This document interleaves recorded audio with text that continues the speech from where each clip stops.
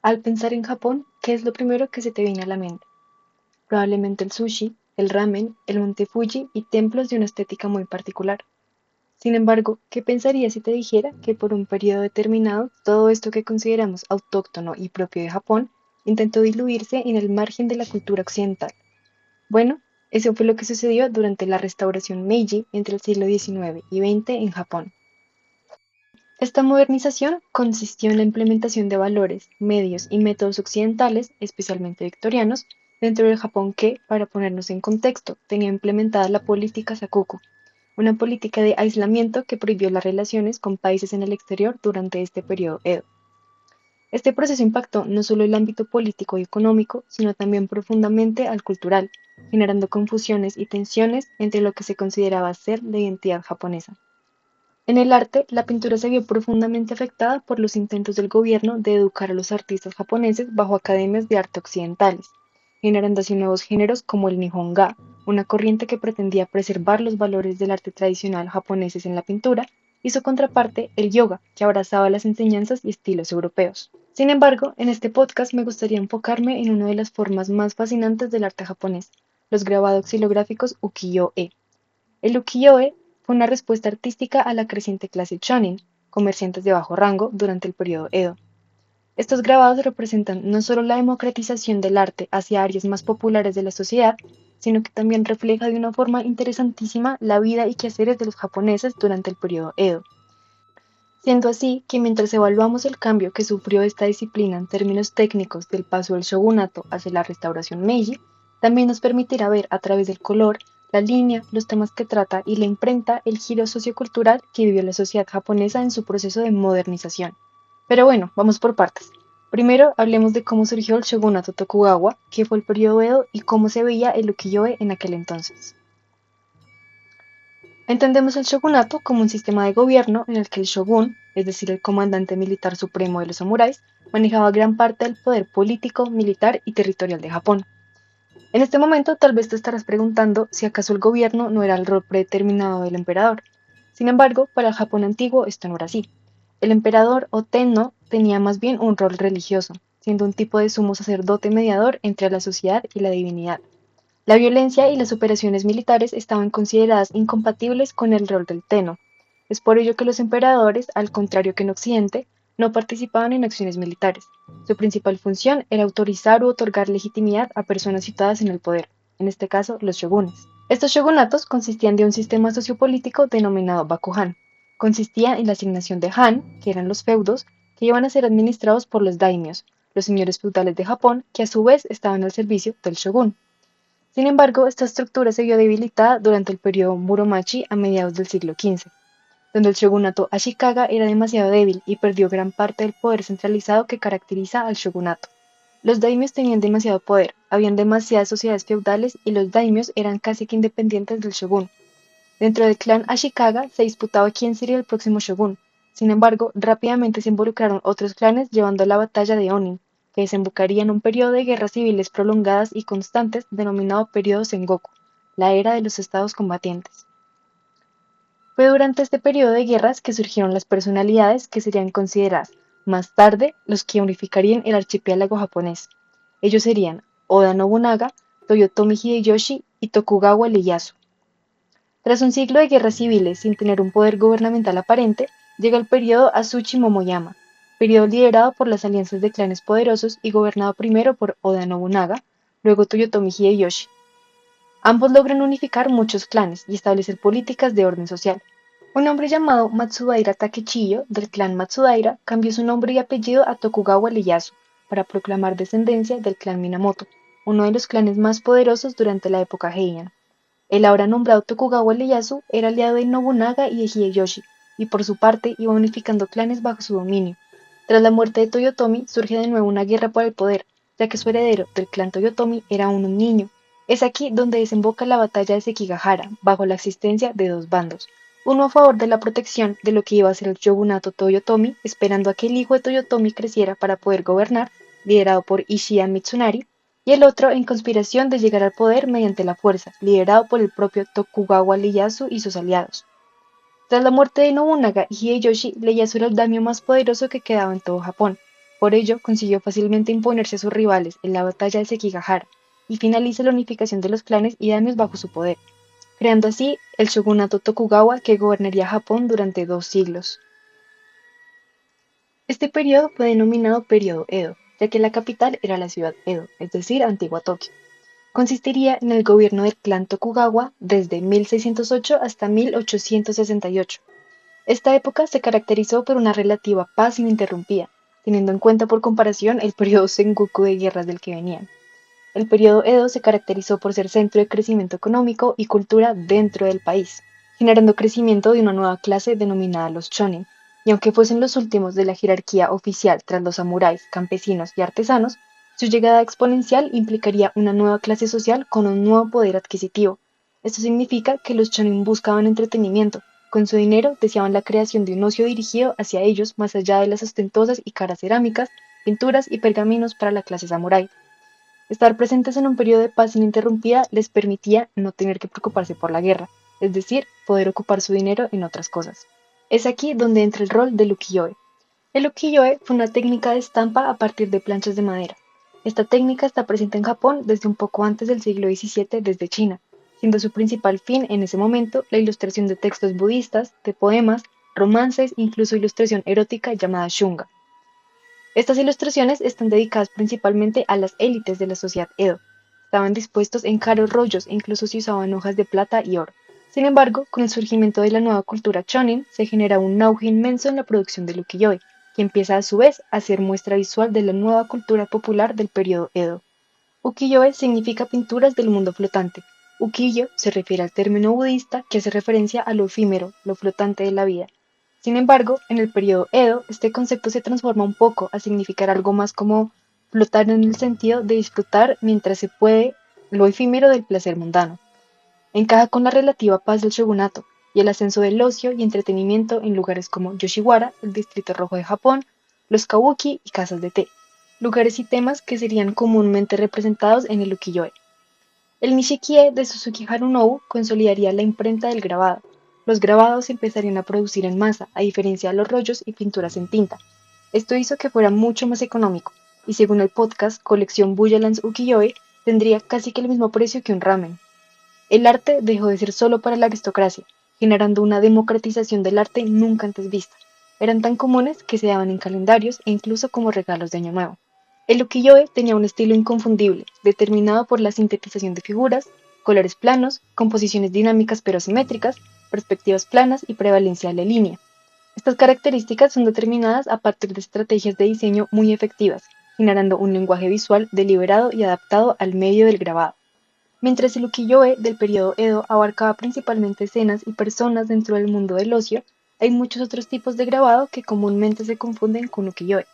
Entre ellos está el bijinga, que retrata mujeres hermosas, yakusha-e, que retrata actores kabuki, fukega, que retrata paisajes, y el shunga, que retrataba imágenes eróticas. Todos estos mostraban otras facetas de la vida normal del periodo Edo, y mientras todas están dentro del gran mundo del ukiyo-e, pertenecen a su propia categoría. También es muy interesante notar cómo los temas populares en los grabados van cambiando como reflejo de los deseos y actividades de la sociedad. Por ejemplo, el auge del fukega, los grabados de paisaje, es debido al gusto popular por el viaje como medio de entretenimiento. Podríamos pensar del ukiyo-e como un termómetro de la sociedad, un barómetro cultural. El ukiyo-e durante la época Edo ayudó a crear y difundir la cultura popular, siendo un reflejo de la sociedad Edo impulsado por una clase social nueva. Sin embargo, las cosas empezaron a cambiar con la llegada de la restauración Meiji. Como planteamos en el inicio de este podcast, este suceso fue un acontecimiento que llenó de cambios todas las áreas de la sociedad japonesa.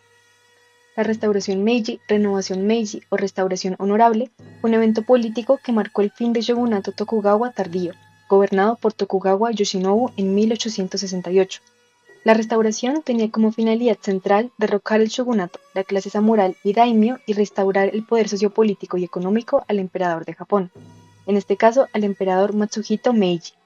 En este periodo Japón se industrializó rápidamente y adoptó ideas y métodos de producción occidentales. Este periodo también hizo pasar a Japón de ser una sociedad feudal a tener una economía de mercado, y dejó a los japoneses con una influencia persistente de la modernidad. En este mismo año, el koban se suspendió como forma de moneda y se empezó a usar el yen. Tras las motivaciones principales de la restauración Meiji está el encuentro con el comodoro estadounidense Matthew Perry en 1853, que llegó con grandes buques de guerra, armamentos y tecnología que superaban las de Japón en la era Edo. Las intenciones del comodoro eran claras: o hacían comercio o se desataba una guerra donde muy probablemente iba a perder Japón, dada la ventaja armamentística que traía el estadounidense consigo. Fue en este momento que los japoneses se dieron cuenta lo atrás que estaban en comparación a las potencias de Occidente debido a la política del Sakoku, que había prohibido las relaciones con el extranjero, que mientras en definitiva había beneficiado el desarrollo económico y había generado un periodo de paz relativa, ya era hora que los japoneses se pusieran alerta y miraran a los inminentes peligros de afuera.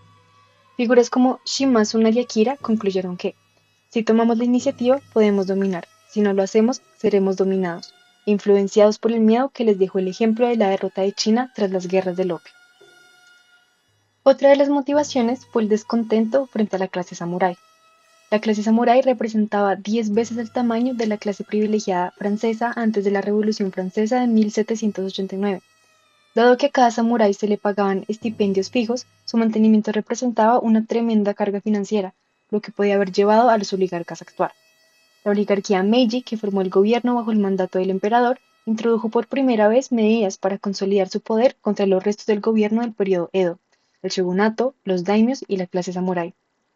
Además de ello, se prohibieron prácticas características de los samuráis, como el peinado chonmage, y se creó un ejército nacional moderno basado en la disciplina, la educación formal y tecnología militar occidental. Los samuráis dejaron de ser guerreros feudales para convertirse, en la mayoría de los casos, en funcionarios o soldados del nuevo Estado imperial.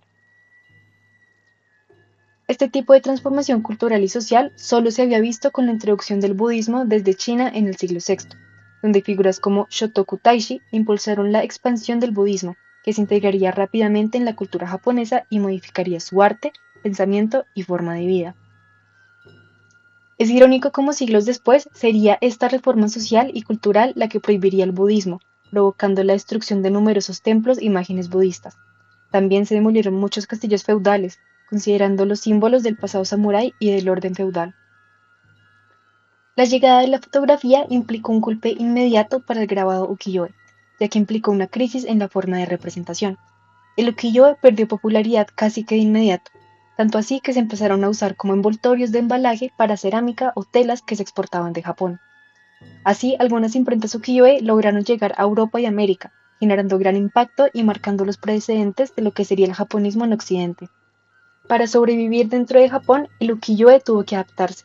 Empezó a convertirse más en una crónica visual de la realidad que en algo que retrataba el mundo del ocio y la belleza japonesa. Estos grabados debían empezar a retratar noticias, imágenes de guerra y la renovación urbana propia de la restauración. Era una forma de asimilar los cambios tan inmensos que estaban viviendo la sociedad japonesa, a la vez que una forma de reafirmar su propia identidad dentro de tanto caos. El ukiyo-e tuvo que adaptarse para sobrevivir. Los artistas encontraron nuevas funciones en las que el ukiyo-e podría participar de nuevo en la sociedad. Todos estos cambios socioculturales serían bien representados desde dos géneros emergentes que narrarían estos cambios: el Kaikae, grabados que miraban la modernización de Japón, y Yokohama-e, que registraba los objetos extraños que llegaban a Japón. En estas dos formas de ukiyo-e se verían símbolos muy potentes de esta modernización, como edificaciones de ladrillo en respuesta a los antiguos templos de madera, el cambio de la ropa tradicional a trajes formales y vestidos de cola, pero sobre todo el tren y ferrocarril como emblema visual de la restauración Meiji. Se volvió común la representación de escuelas, hospitales, oficinas de correo, teléfonos, alumbradoras de gas como escenarios de velocidad y progreso. Los artistas ukiyo-e entendieron desde un principio el rol de la gramática visual, siempre como medio para reorganizar el corpus cultural de una sociedad. En este caso, los japoneses necesitaban entender y ver el cambio que estaba sucediendo, y los grabados Kaikae y Yokohama-e funcionaron como un tipo de manual visual para la nueva realidad. Estos estilos pasaron a tener una función mucho más documental, alejándose del refinamiento y sutileza del ukiyo-e tradicional. Priorizaron la claridad descriptiva, siendo siempre claros y casi que didácticos. Surgió una mezcla entre el estilo ukiyo-e y arte occidental visto desde la implementación de perspectivas lineales, el uso de la luz como el claroscuro, e ir dejando poco a poco el valor de la línea. La llegada de tintes artificiales también produjo dificultad. Eran mucho más baratos, pero los colores eran más brillantes e intensos, casi que ácidos, en contraposición a los pigmentos naturales más suaves y sutiles del ukiyo-e tradicional. Fue tal el impacto que el color rojo brillante artificial se llegó a asociar con el progreso Meiji. Era una contraposición del color occidental y las resistencias de los artistas a abandonar por completo sus tradiciones artísticas. Otra faceta interesante del ukiyo-e durante este periodo es el kuchi-e, ilustraciones que aparecían al abrir los libros y revistas japonesas, funcionando como una especie de reclamo publicitario para atraer lectores en una sociedad cada vez más alfabetizada. Estas imágenes jugaron un papel fundamental en la popularización de la literatura moderna japonesa, ya que combinaban elementos tradicionales del arte ukiyo-e con influencias occidentales y un estilo más realista y naturalista. Uno de los temas principales era el bijin, es decir, la representación de mujeres hermosas. Sin embargo, a diferencia del ukiyo-e tradicional, donde predominaba la representación de geishas o cortesanas del mundo samurái, los kuchi-e comenzaron a mostrar mujeres contemporáneas, con expresiones más melancólicas y humanas. De esta manera, el arte dejó de ser únicamente una expresión cultural para convertirse también en una herramienta, en este caso al servicio del marketing editorial en el Japón moderno. Dentro de todas las variantes del ukiyo-e existe una de la que no se habla mucho y me gustaría mencionarla en este podcast, el shunga. Shunga significa literalmente imágenes de primavera, siendo la primavera una metáfora para la sexualidad. Este género alcanzó enorme popularidad junto con los otros grabados durante el periodo Edo, aunque sus orígenes son mucho más antiguos, ya que desde el siglo VIII existían rollos ilustrados con escenas sexuales entre aristócratas y monjes de la corte japonesa. La percepción japonesa de la sexualidad era profundamente distinta a la visión moral occidental moderna. Por ejemplo, según el mito de la creación de Japón, los dioses Izanagi e Izanami crearon 8 grandes islas al practicar el sexo. Por tanto, el sexo no tenía una connotación vergonzosa, pecaminosa y tampoco era tabú. La desnudez cotidiana era relativamente común debido a los baños públicos mixtos, por lo que el erotismo no dependía simplemente de mostrar el cuerpo desnudo. Por ello, en el shunga, la ropa y los textiles tienen una función muy importante: identificar el estatus social de los personajes y dirigir la atención hacia las zonas descubiertas, especialmente los genitales, que solían representarse de forma exagerada, muchas veces con intenciones humorísticas. Si bien el shunga en papel podía ser adquirido por muchas personas, los shunga-emaki, que eran rollos con formato horizontal, eran solo adquiridos por sacerdotes, la aristocracia y la clase samurái. La ilustración de los espacios de élite, las concubinas, los samurái y los kimonos caros era, a mi parecer, muy similar a la manera en que las pinturas del mundo gótico occidental retrataban la riqueza de quien les comisionaba, solo que aquí la riqueza estaba en quién podía adquirir estos shunga-emaki. Además de ello, se pensaba que el shunga tenía un valor mágico y supersticioso. Los comerciantes y guerreros lo consideraban amuletos de buena suerte o protección en los negocios y en la batalla. Un ejemplo famoso es el del empresario estadounidense Francis Holt, quien visitó Japón en 1859. Quedó impactado cuando un anfitrión japonés le mostró abiertamente varias ilustraciones shunga frente a su esposa, sin ningún tipo de vergüenza o incomodidad. Sin embargo, esta visión cambiaría drásticamente con la restauración Meiji. Al adoptar moralidades victorianas, el gobierno japonés prohibió oficialmente el shunga en 1869 en Tokio, prohibiendo estas imágenes consideradas como obscenas, ignorando gran parte de su valor cultural e histórico. Aún así, el shunga no desapareció, simplemente se transformó junto con la sociedad japonesa. Empezó a operar de forma clandestina y a representar personajes vestidos con uniformes occidentales, enfermeras, extranjeros e incluso escenas relacionadas con la guerra sino-japonesa y ruso-japonesa. Decir que el shunga era pornografía pura y dura sería ignorar su enorme importancia cultural. Estas imágenes no solo representaban sexualidad, sino también humor, superstición, educación, relaciones sociales y la manera en que Japón entendía fundamentalmente el cuerpo y el deseo antes de la influencia moral occidental. Y quizá ahí está uno de los aspectos más interesantes del shunga, ya que reducirlo únicamente a pornografía sería ignorar su enorme importancia cultural. En muchos sentidos, el shunga funciona como una ventana hacia una sociedad japonesa muy distinta a la visión puritana que dominaba gran parte de Occidente en ese mismo periodo histórico. La globalización del ukiyo-e mediante la participación de Japón en la Exposición Universal de 1867 produjo el movimiento conocido como japonismo, impulsado también por Siegfried Bing, que se volvió un dealer de arte japonés que influiría profundamente en el Art Nouveau del siglo XIX. La influencia de su revista Cover of an Issue of Le Japon Artistique fue impresionante, ya que impulsó el japonismo en teoría e imaginario visual. Grandes artistas como Van Gogh y Monet se vieron muy influenciados por esta interacción con el arte japonés. La palabra Meiji significa gobierno ilustrado, y el objetivo era combinar los avances modernos con los valores orientales tradicionales. Sin embargo, siempre hubo un favorecimiento a fomentar la influencia occidental. Hubo constante tensión entre preservar lo tradicional y completar la occidentalización, siendo así que surgen dentro del arte movimientos de carácter nacionalista, como el Nihonga, autores como Yukio Mishima con ideas profundamente nacionalistas, y en el futuro el resurgimiento del ukiyo-e tradicional en lo que sería el Shinhanga. Tal vez ahí está la gran paradoja de la restauración Meiji. Mientras Japón intentaba occidentalizarse para sobrevivir al mundo moderno, fue precisamente su arte tradicional el que terminaría transformando profundamente la mirada artística de Occidente. Entonces, quizás la pregunta final no es cuánto cambió Japón por la influencia de Europa, sino cuánto cambió Europa por la influencia de Japón.